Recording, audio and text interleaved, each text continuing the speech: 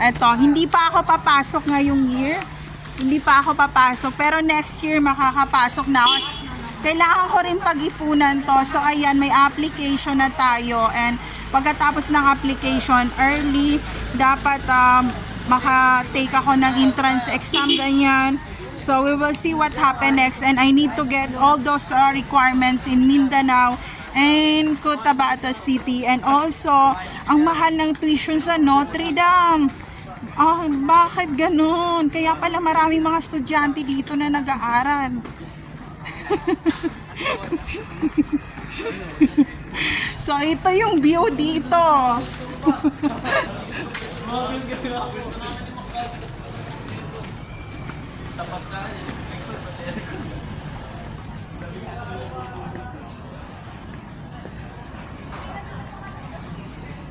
So ayun, maraming mga estudyante dito and they offer lots of courses and also sinabi nila may Octoberian dito. So pwede tayong pumasok ng Octoberian. Pero ayoko, gusto ko sa first semester talaga ako dadaan. But kasi merong mga issue, mabait yung aking prof sa college. Pinol units pa rin niya ako kahit hindi ako naka-attend the whole half sem. And yun, nagiging emotional lang ako kasi I don't see those prof in the college. And sabi ko, oh my God, nilagyan nila ako ng full units kahit wala ako doon. And nag-note sila doon sa admin na pag bumalik siya, bayaran na lang niya yung first semester na hindi niya na-attendan. And inahanap namin siya because she's top of the class, ganyan. So,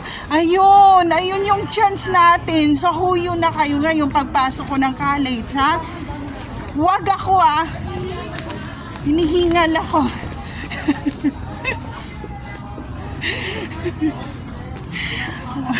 Mas maganda ako noon, nung 20th century kesa ngayon.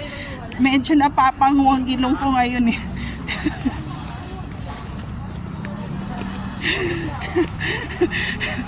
So ito yung akin. So pasok lahat ako sa requirements, wala akong problema. Ang problema niya na umaatras ako dahil ang daming naghahabol sa labas ng campus.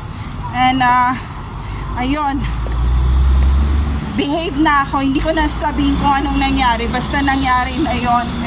Hindi na mauulit yon.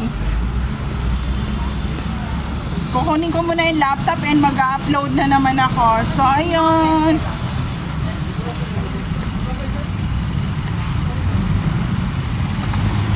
Ito yung view dito.